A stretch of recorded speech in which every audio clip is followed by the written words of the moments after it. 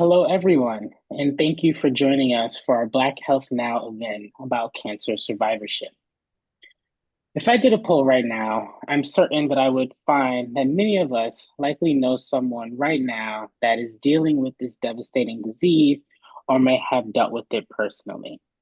Well, today we will be talking about what life looks like as a cancer survivor and lessons that were learned along the way. Audience members, if you have any questions for the panelists as we go through our discussion, please use the chat feature. We will have a member of our team actively monitoring the chat. Okay, so let me start off by introducing myself. My name is Philip Jeter, and I am a VP Medical Director at Harrison and Starr. I received my bachelor's of science in biochemistry and molecular biology and a PhD in biomedical sciences with a focus on drug-resistant breast cancer. I am joined here today by Mr. Gerard Williams, a retired commander with the United States Coast Guard, and Ms. Audrey Williams, sister of Mr. Williams and group copy supervisor here at Harrison and Starr. So before we jump into the actual discussion, I want to provide some statistics about cancer survivorship. An individual is considered a cancer survivor from diagnosis through the balance of life. This includes survivors living with cancer and those free of cancer. Now, according to the American Association for Cancer Research, the prevalence of cancer survivors is projected to increase across all age groups from an estimated 15.5 million, right now total population of 324 million, to 26.1 million survivors at a total population of 380 million between 2016 and 2040. Now, although some cancer survivors may finish active treatment with a renewed sense of life and purpose, cancer and its treatment exacts a toll on health, functioning, sense of security, and well-being. So with those introductions, I will now turn the conversation over to the dynamic brother and sister team. Thank you so much, Philip, for the introduction. Thank you, OHG, and thank you, Harrison Starr, for allowing us the opportunity to have this conversation. And thank you mostly to my brother for agreeing to share here publicly what is usually a very private and close-held conversation, a very humbling, vulnerable patient experience of a challenging journey from cancer diagnosis to thankfully continued remission. And for being willing to touch on the ways that your patient experience was further complicated by what I'm going to name as medical bias and the health disparities that unfortunately still exist within our medical system. So before we dive in, I just want to ground us and level set and say that, you know, the mission of the Black Health Now channel is to make sure that we share stories of interest for the culture. And in saying that, I just want to sort of root our conversation today in the African concept of Sankofa, which basically teaches us the importance of learning from the past to build brighter futures. So the way we'll frame our conversation today is to talk a bit about the past and, you know, how your journey unfolded, Gerard, and then we'll talk about what's changed in the present, how you navigate your world differently, and then we'll talk about what our best hopes for the future are. So saying that, I'd love to just set the stage for the folks that are listening, give them some background and context. So I'll just put the question out there. How did your patient journey begin? Good morning, sister, and thank you to the organization for this opportunity. So my journey began when I was diagnosed in early 2002 with stage 3 testicular cancer. I was 38 years old, married. I had 2 young children, ages 6 and 3. I had been on active duty in the U.S. Coast Guard for 19 years, and my life was very physically and emotionally challenging. So let me stop you. Let me pause you there. Say more about that. So physically and emotionally challenging, and I'm guessing very stressful. Can you tell us more? Absolutely. So I was the commander of a Coast Guard station in St. Clair Shores, Michigan, just about 11 miles north of Detroit on the St. Clair River. And we conducted search and rescue and law enforcement operations.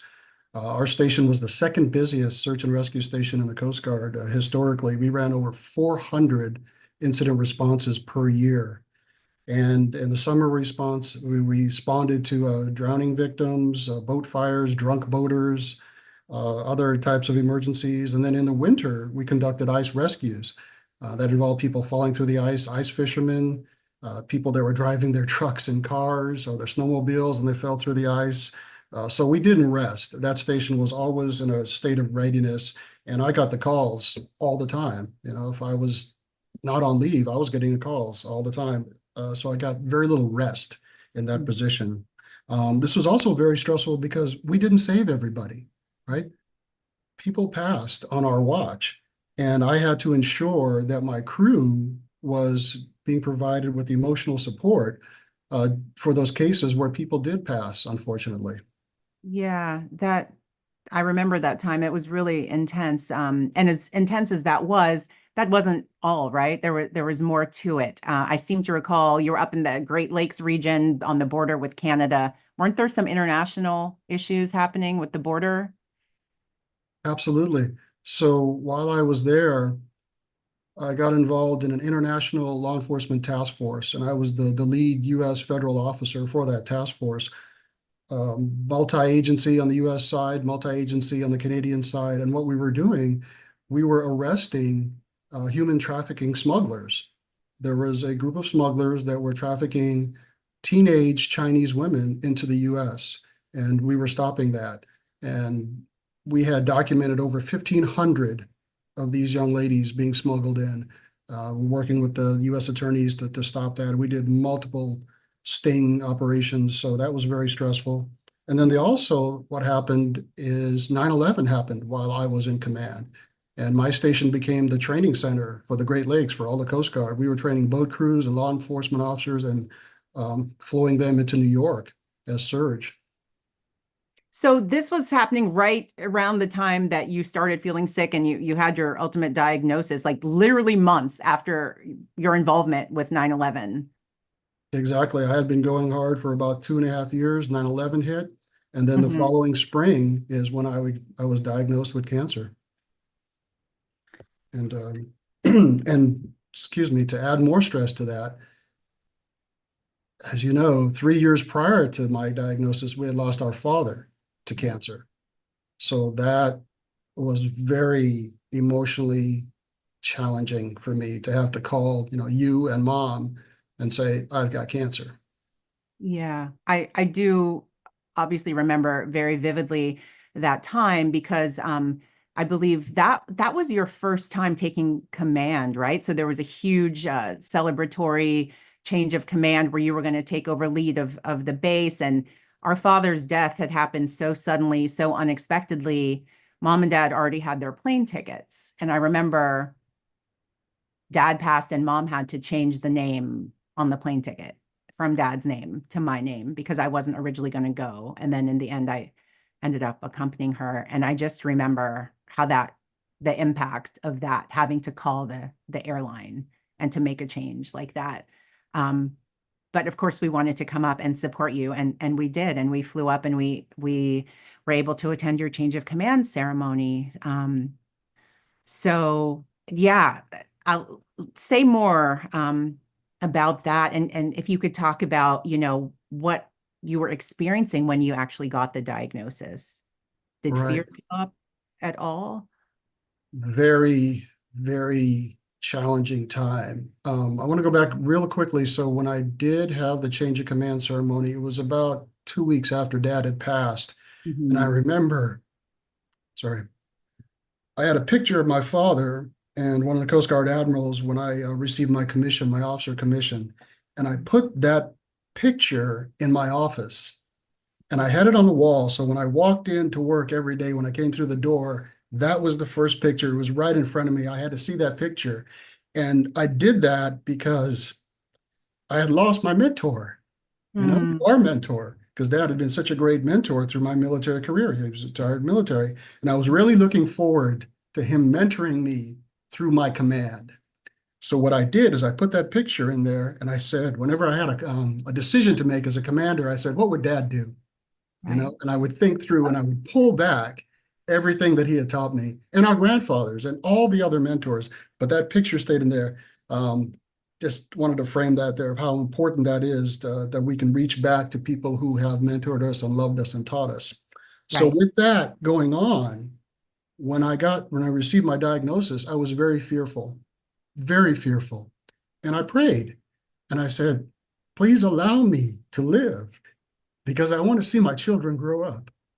You know, Right. I was living with that loss of dad, Yeah. and I didn't want to have that with my kids. So not just as a father not wanting to miss his children's growing up, but also as a child who had recently lost his own parent. There was both sides of that going on. Yeah, thank you. Absolutely. Thank you for your Very, very sharing. humbling, very grounding time, but Yeah, also a very fortifying time. I built a foundation, right, of a foundation of strength. yeah. And I just determined right then I wasn't going to go easy into that good night, right? Right. I'm going to fight.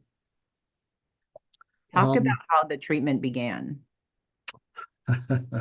so my treatment began about 1 week after an intense pain. I woke up about 1 o'clock one morning with just intense pain in my abdomen.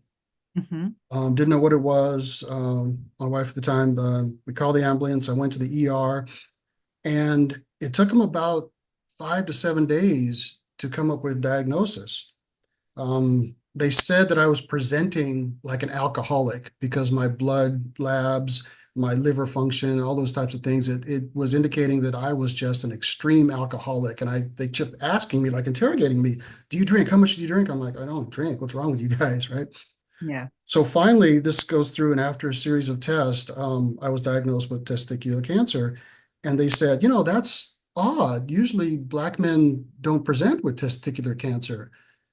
And I just looked at him. I said, wait, you do realize I'm Black with Asian heritage, right? Didn't you guys see that in my chart? And Mhm. right then, um, I lost trust. I'm going to tell you, I lost trust. And I went, okay, I have got to take control here because these people are not doing due diligence.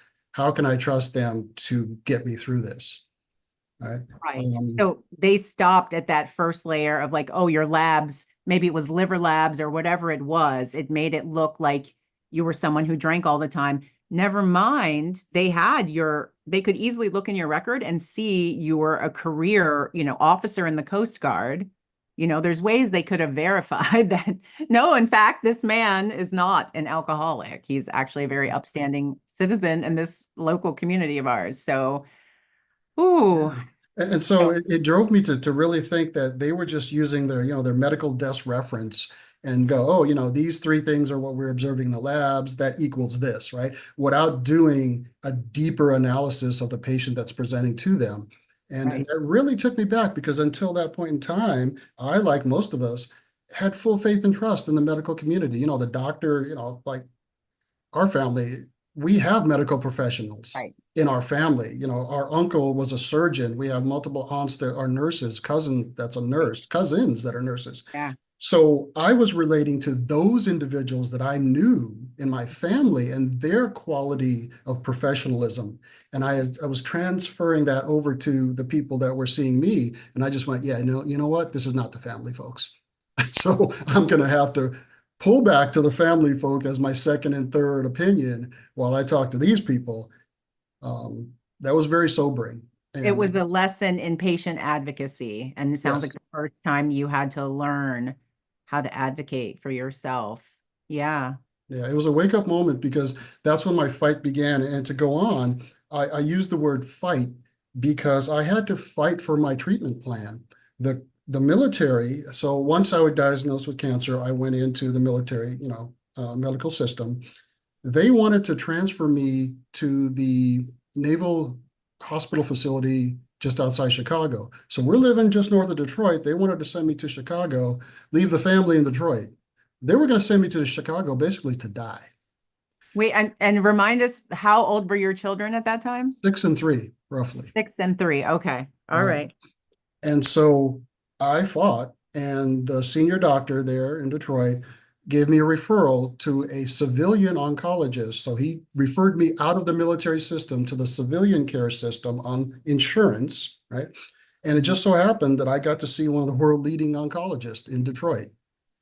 That doctor saved my life because he tailored a three, he called it his cocktail, his three cocktail, Free but it was drug a cocktail. three drug cocktail. It was a non-standard experimental treatment that I would have never received had I gone to the military facility in Chicago, because that's outside of their scope of what's allowable, Ah, right? So because I was referred out to civilian care through my military insurance, so I didn't have to pay anything, thank goodness, that saved my life because that doctor monitored me as an individual, and we had this wonderful communication through my treatment plan, which, by the way, I almost died halfway through. So I had about 5 months of chemo. Halfway okay. through, I lost my white blood cell count, went down, ended up in the ICU for 11 days. They expected me to die. Wait a minute. What do you mean? So how far did it go down? Like it Like was gone, like almost like under 100 type thing. There was nothing left. I was totally wiped out. And this is partially my fault, I might add, in that on a Friday, I had Monday, Wednesday, Friday treatments. Mhm. After Friday, I usually felt really horrible. It was like the toughest one. Right. And so one Friday I was feeling really, really bad, but I didn't communicate anything. I just thought, oh, it's just tough. I'm halfway through, whatever. But by Sunday, I was so bad, I had to go back in the ambulance, back to the ER, and then eventually to the ICU. And when, oncologist comes in, he's like, why didn't you call me on Friday, you fool? And I went, well, I just thought it wasn't, he's like, no. So I wasn't communicating, and I learned that lesson right then. From then on out, it was even more communication with the oncologist and through my life now.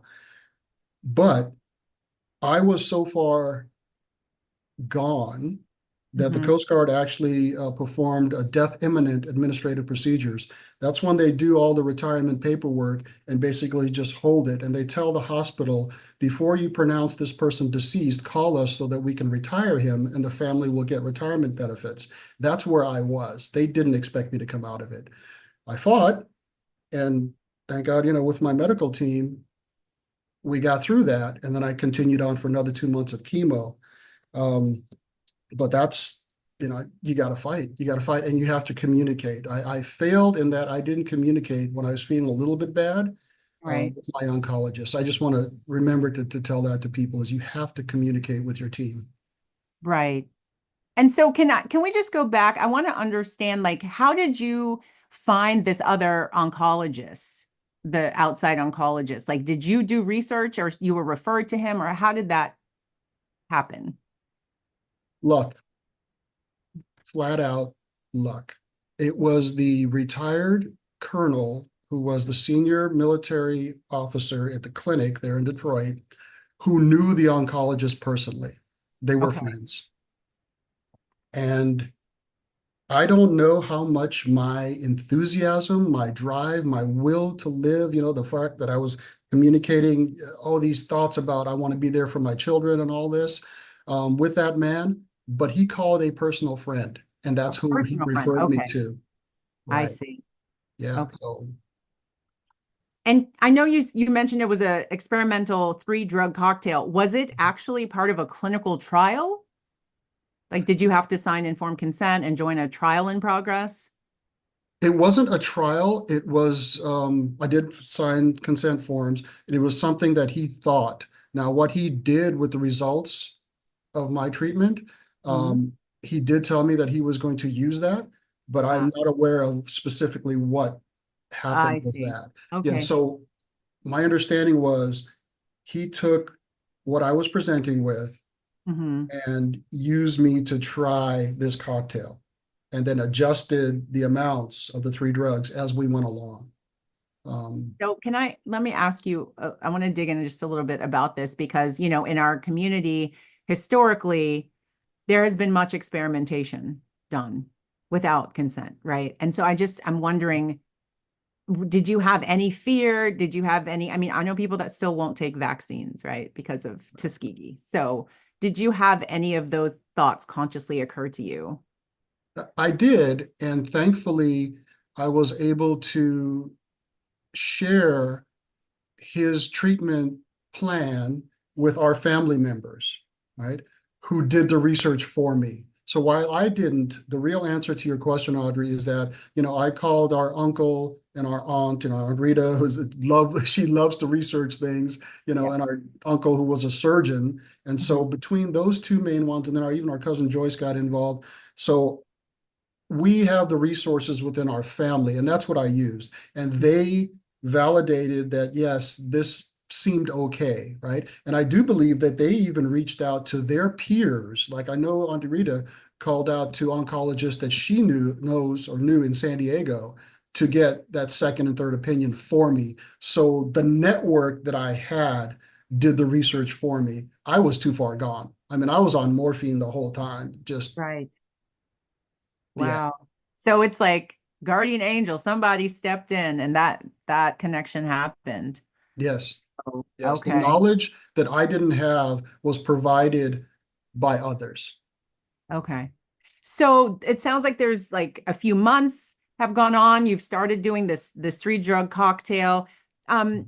Talk about your job during this time. I mean, you were the commander of the base. Everyone reported up into you as Mhm. the CO, the commanding officer, right? So what was the Coast Guard thinking? And like you mentioned, they started this process of was it imminent death? Can you say more about what that means?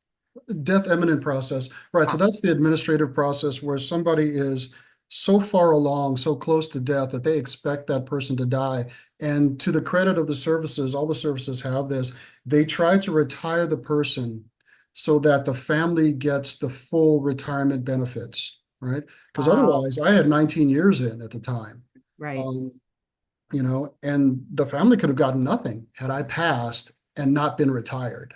You see? So I know we have folks in the audience who aren't familiar with the military lifestyle like Mhm. we are. Can you say just a little bit like what do retirement benefits entail? What did that mean for Uh, what would that have meant for your wife and children if you had passed? right. It would have meant a lifetime annuity based on the years of my service and my pay grade where I retired. So monetarily, they would have received a stipend, an annuity, every month. They would have also had access to very low cost medical, dental, vision insurance. My wife at the time would have had it for the rest of her life. The kids till they were age 22 or 26 if they were in school. So basically, it was a life insurance plan. The difference Got between it. my family getting zero and getting a lifetime annuity and money for college And how and far medical gone, benefits. that's how far gone they thought you were that they actually began the steps to start Yes, that process. yes, And so I was what gone. I happened? was barely coherent. Sorry. What turned that around? So when I got better, when the doctor got a hold of me and we just kept adjusting Yeah. my treatment as well as nutrition. So one of the things that we have to do as cancer survivors is we have to be very cognizant of our nutrition, right? Diet and exercise. So while I was in that ICU, not only were they continuing to do what they could with the chemo, but they also had to build me back up my body from a nutritional standpoint. So I was getting all Right. types of things being, putting into me, food, which is a challenge when you're going through cancer because one of the things that they'll tell you is every cancer patient responds to the chemotherapy or to the radiation differently, right? Right. I couldn't eat anything. The only thing I could stomach was peanut butter and jelly. Oh, Everything else no go, no go, right? yeah. So my poor wife at the time, she'd be trying to cook for the kids, and I'd have to go clear to the other side of the house or get outside the house. I couldn't even take cooking smells.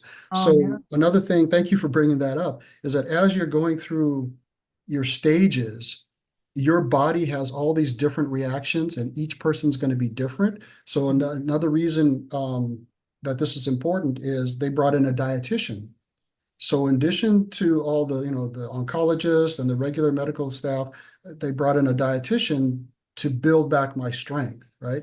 And Mhm. so it's that holistic Right. approach to healing that you can't just focus on one thing, like just the chemotherapy. You have to Right. take the holistic approach in order to It's build a back the body and then body, also the mind, mind. spirit, Yes, ma'am. full body. Okay. So, I want to I'm transition sorry, us. I didn't answer your question. So the Coast Oh, Guard was actually outstanding. The crew was outstanding. They yeah. stepped up. I was able to transfer command to my second in command, my XO, Rich Angelette, who did a wonderful job, just an outstanding person and a Coast Guard officer. He's retired now, but they did an outstanding job of carrying on the mission and supporting me. Bless them. They sent me a picture, and all but one of them had shaved their heads.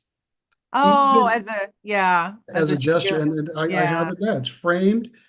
They sent me a video where they were all when they were doing this. They were there. Rich was there almost every day. You know, people would come in and visit me. They were outstanding and a very important part of the love and support that I felt when I was going through that just very challenging and horrible period of my life. right. They were there for my wife and kids. People were coming over, cutting the grass. So the Coast Guard, Yeah, in that respect, was wonderful towards me super and my family. supportive. Yeah.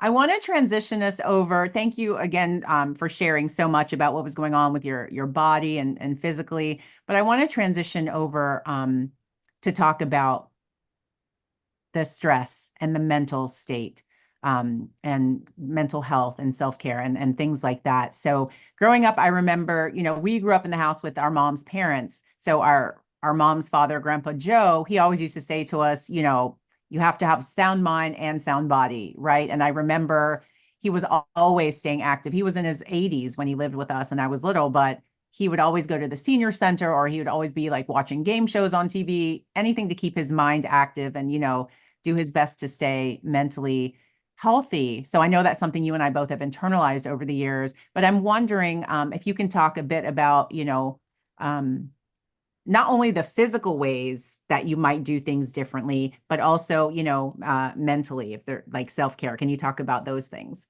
Absolutely. So I'll start with the physical. So post beating cancer, right?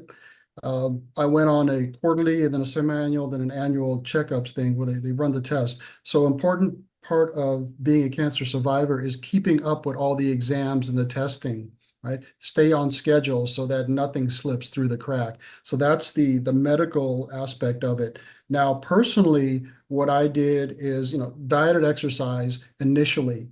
I went back into my active duty Coast Guard job and amazingly, not surprisingly, it didn't get less stressful. I went on to even more stressful jobs. Right. Another command, right after that one, I went right into a job where I was working right for the Chief of Staff of the Coast Guard, doing a special project, running all around the US, traveling. And then after that, I went into another command where we stood up the first counterterrorism unit, maritime counterterrorism unit for the Coast Guard. And then I had another operational job. So it didn't get less, right? Because I had Right. bought into the organizational norms, right? You got to be an operator. That's how you get promoted. That's where the fun Yeah. is. That's where the alpha male stuff is. Go out Right. there and do that hua stuff, as my buddy Tim Espinoza likes to say, hua, right? Yep. Um, so I didn't de-stress. I stayed physically active and healthy, but mentally, I didn't allow myself to change my behavior to reduce or better manage my stress. And that's something that's important that I want to share with other people is you have to do more. It's not just oh, I'm eating better and I'm exercising. What are you doing up here? How's your mind? Right? Right. So, for example, now what I do is I see a therapist, and that doctor has helped me immensely to shed most of it and to manage the rest of it. I am Yeah. happier now than I've been in decades, right? Love that. Love to Because hear. But let right. me ask you, how did you find this therapist that you're working with? So to be honest, I went through a divorce, and then after that, I said, okay, I got to get right. I Yeah. have to get rid of all this stress. How am I going to do that? And I went, oh, you know what? While I've used the employee assistance program for stress management in past, Right. I've never really used it in depth for me. And I said, okay, this time I am going to ask for a PhD Hmm. Black man Hmm. because I want somebody that I don't have to explain. my environment to, my environmental stressors. I want somebody who walks out his front door and has the same environmental stressors that I do. So we can speak black man to black man. And that's what I did. And this doctor, Dr. Pasley, has given me so many tools because he gets it. Now, with all due respect to other people who are not black men that are doing wonderful jobs as therapists, bless you. However, for me, Right.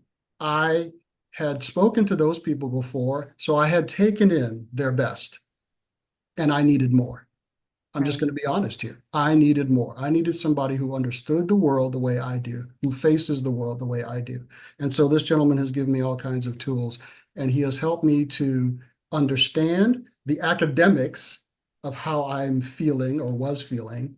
And then Mhm. he's given me tools to move past that, right? He likes to say, better, not bitter is one of the things that he loves to say.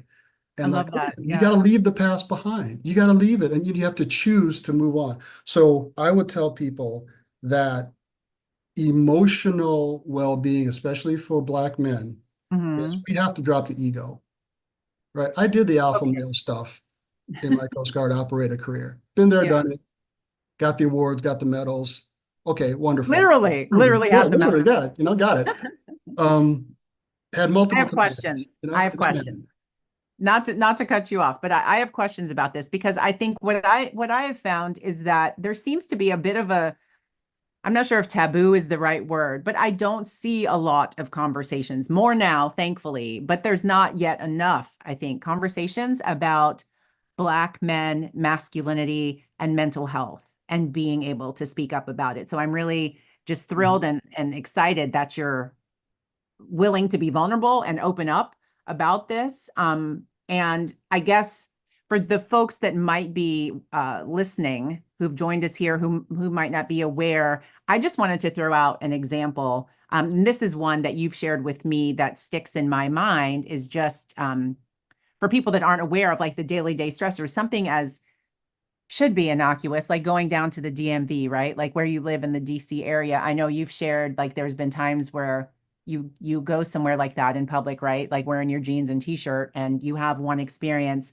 And then I think you said like you had to go back a second time and you happened to be on your way to work. So you were like in full uniform and just like the difference in how you're received. Am I recalling that right? Is there, You're absolutely correct. It was down in South Carolina in Charleston when I checked oh, in there and I Charleston. had to register my vehicle, and I was on leave, went in jeans and a t-shirt, run around, do a bunch of errands, moving into the new neighborhood. Right, And I right, didn't have enough validation of my apartment, right? So, okay, they wouldn't allow me to register my vehicle. And I went, okay, okay. So I came back the next day and I was in uniform and it went from, dismissal to, hello, sir, sir, sir, sir, sir. They couldn't say enough sirs.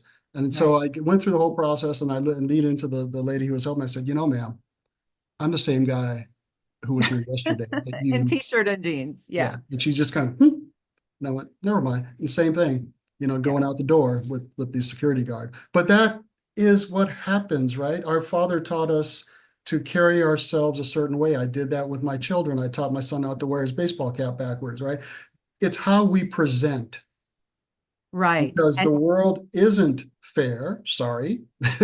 tying it But back, like, yeah, think carrying those just everyday normal situations, but literally to what you just said, how we present in a medical setting, in a clinical yes. setting, when we present in the ER. If that's how, things are happening out in the world, they're still also happening that way within the medical system. I just want to bring And it in doesn't change. I mean, when I'm on leave to, that point. Yeah. now up going around in DC, if I'm during the week and I go somewhere, go to Home Depot or something, I'm still going to Right. dress a certain way. I'm not going Yeah. to go too far, too casual. It's a shame, but it's the world we live in, you know? Yeah. Um, So, keeping an eye on the time. So I have another question, or actually, I kind of want to drill down a deeper layer because so sticking with the Black men and mental health, I personally know that we grew up in a fishing family. We love to go fishing. Dad taught us to go fishing, and it's one of the ways that he would unwind. And you've mentioned over the years that's one of the ways that you de-stress. Can you talk about like, Because I think that's a perfect example of like as a man, like, women, we might go to yoga, men might be hesitant to do that or whatever we might do. There's these ways that you found to build in self-care that I love. So I just wonder if you could say more about, the natural ways you found to build exercise and mental health into your day. Absolutely. So the exercise for me, I've always been semi-jock, right? I played just about everything coming up through school, but that is where I release the tension is through the physical activity. So biking, even walking, I'm not supposed to jog anymore.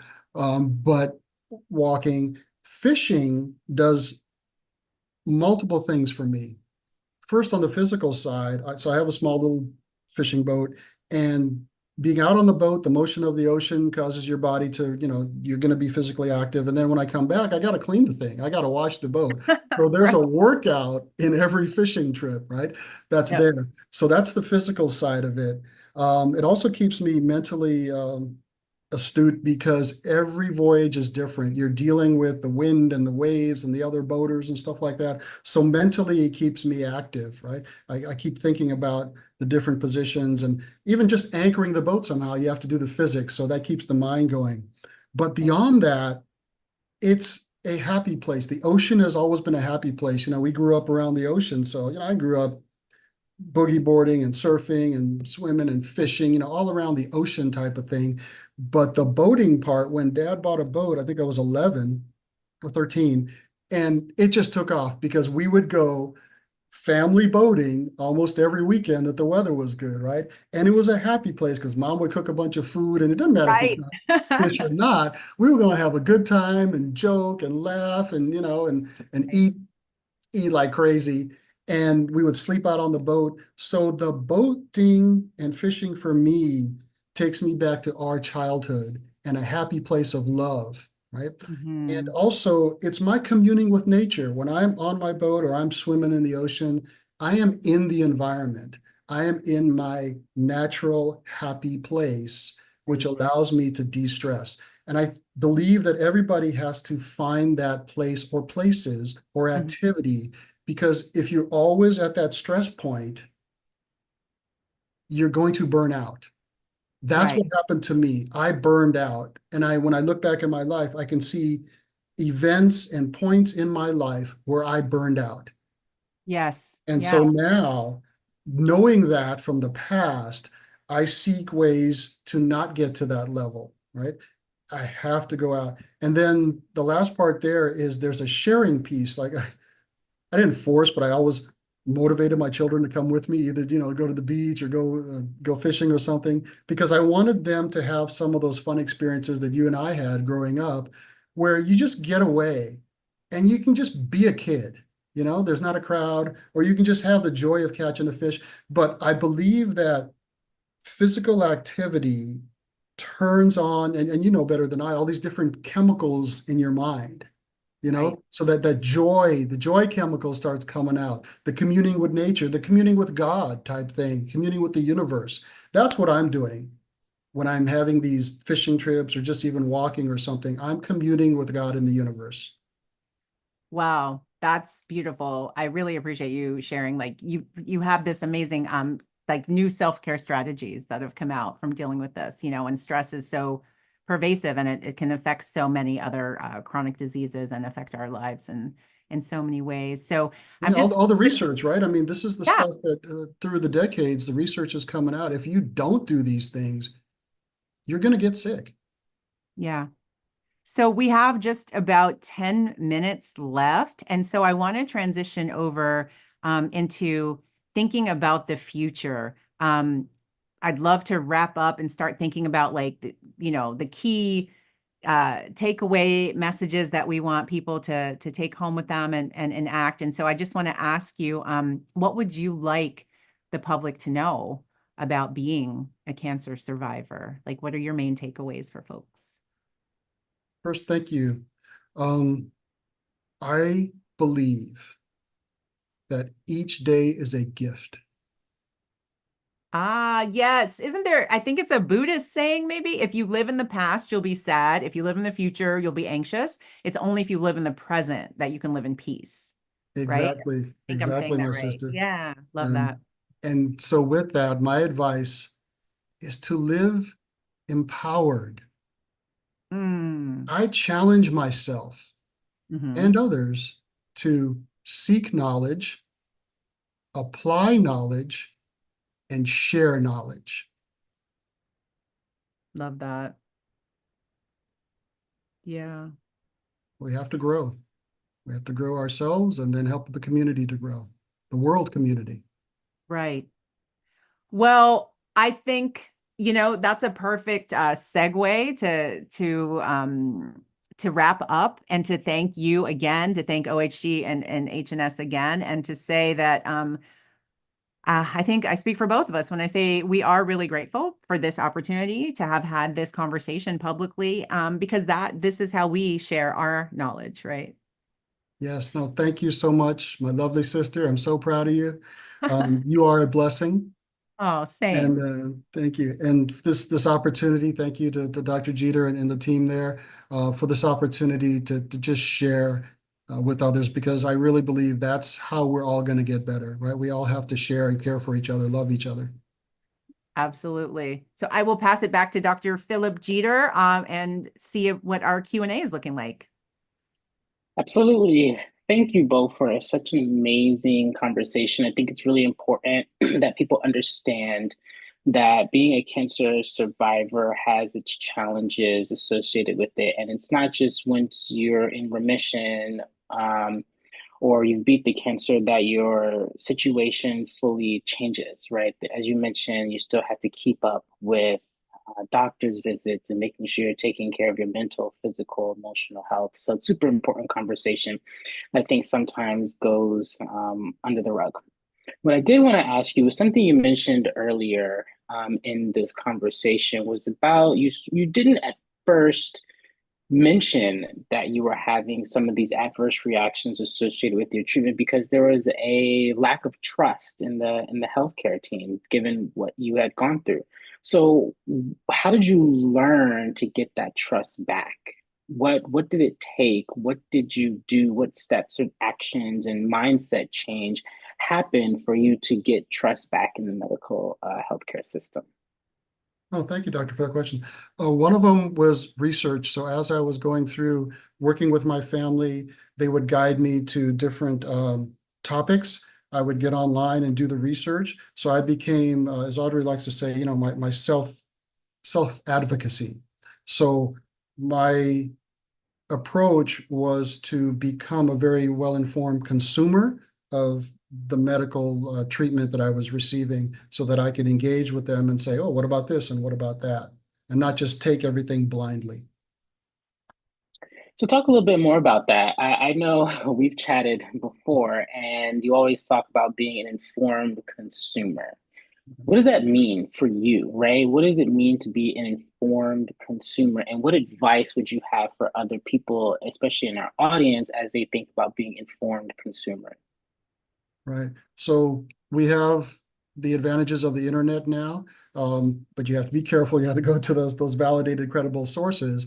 But as you live your life, as things come up, do the research so that you can develop a set of questions. For example, what I do is I always have a set of questions or topics I want to discuss with each one of my medical visits, right? With each different type of provider. So I have that list going into those engagements, and then they have to answer those questions. And if they don't know, I charge them. I challenge them. Well, okay, you're my doctor. You need to send me a text, whatever, but you need to answer this question. And that sets up that trust. If they're coming forth and I feel I receive credible answers, then I'm building trust with that provider. If not, I'm getting another provider. I'm blessed in that I can switch providers within the military system. Most people can within their networks. So that's the other piece I would say is that if you are not comfortable, if you're not getting the bedside manner that you believe you deserve or you need from a certain provider, switch if you can, right? We are not beholding to what is presented to us. That's part of being an informed and empowered consumer in my mind, sir. Awesome. Thank you for that answer. Let me just check one more time, see if we have any additional questions. Okay. So one more question related to this experimental cocktail. So what did you have hesitations before starting this? How open were you to that conversation? Because it seemed like you were at this point, right? This pivot point. It's either try something out of the blue that, may not have been thoroughly tested through clinical trials, or it's the end of life, right? And so, can you talk a little bit about that sort of mindset, that experience, and what it feels like to be in that decision?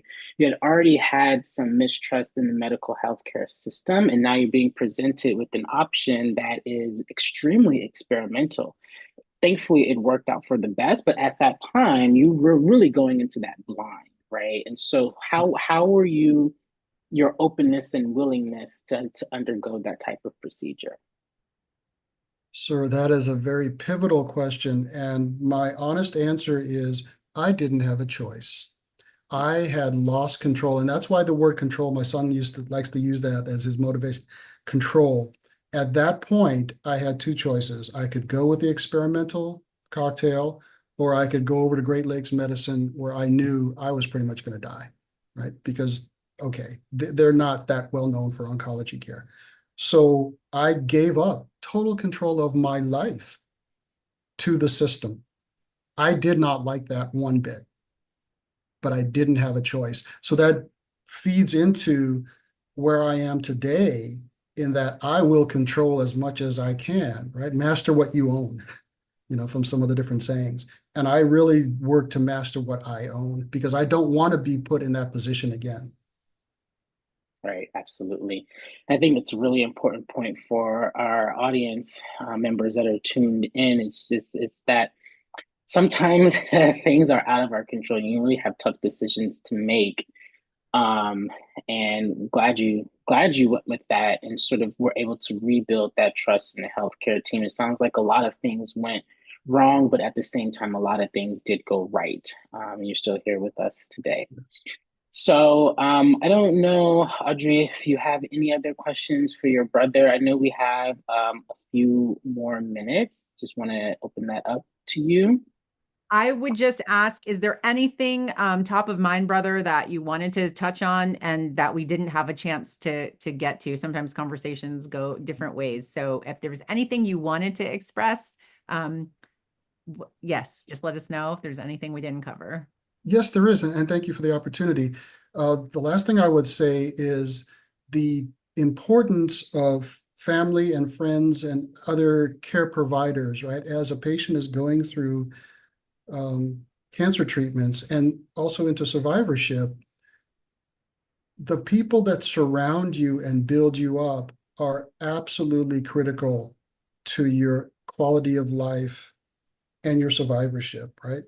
I was blessed with wonderful support. Not everybody has that. So another challenge that I would have to our community is how do we continue to build upon events like today's, and how do we build that community of resources so we can share knowledge, so we can be there? And I like to use the example of somebody who isn't as blessed as I, who didn't have family, who didn't have military insurance. What can we do for that individual? How do we rally the community so that they have resources that they can turn to, so they can be helped and loved and supported, right?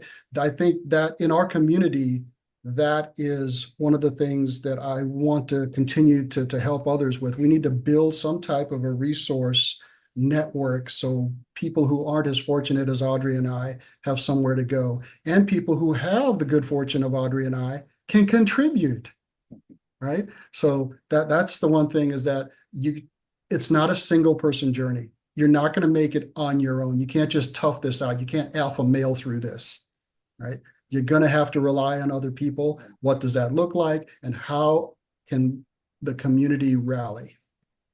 Right. And I think it's an important point because one of the things that we're charged with here at OHG is to offer up passion projects. So for me, as a writer, as a creative, perhaps that's a passion project that you've just given me an idea, is to come up with a patient discussion guide, a doctor-patient discussion guide, to help patients either self-advocate or hand it to a caregiver or family member or friend who might accompany them to a doctor's visit, to help people to have a script, because sometimes you're dealing with hard diagnoses and you get, choked up, or you don't know what to say, and you just don't have the questions come top of mind, right? And so maybe And you're medicated, right? I yeah, mean, or I was on, you're sedated, right? sure, So you're yeah, not in your frame maybe of having mind.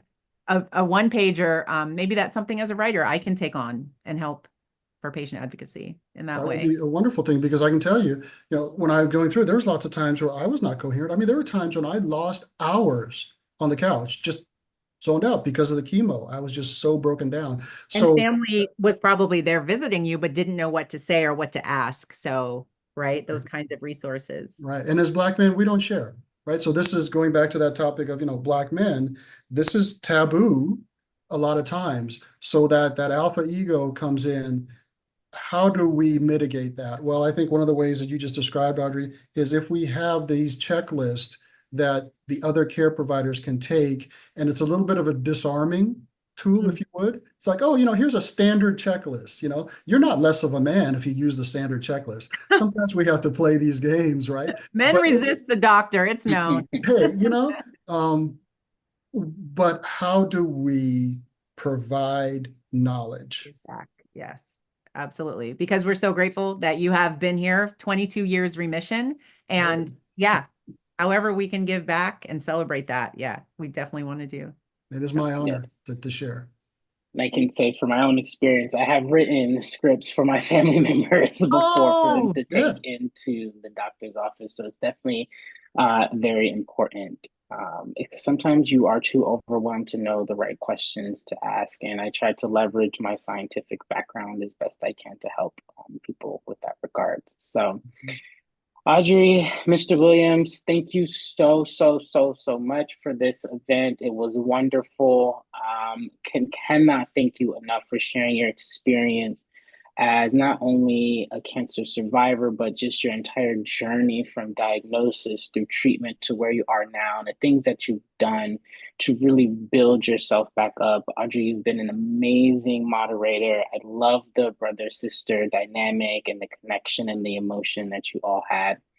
Audience members, thank you so much for tuning in to this Black Health Now event. We really hope that you were able to take something from this today and learn a lot about what it means for a cancer patient to become a cancer survivor, and knowing that their journey is challenging and that their journey is difficult. And if you are in the place of being a caretaker, having that level of empathy and understanding and support for your loved one. And with that, I will close out our event. Thank you so much. And until next time. take care. Thank you, doctor. Thank Bye. you.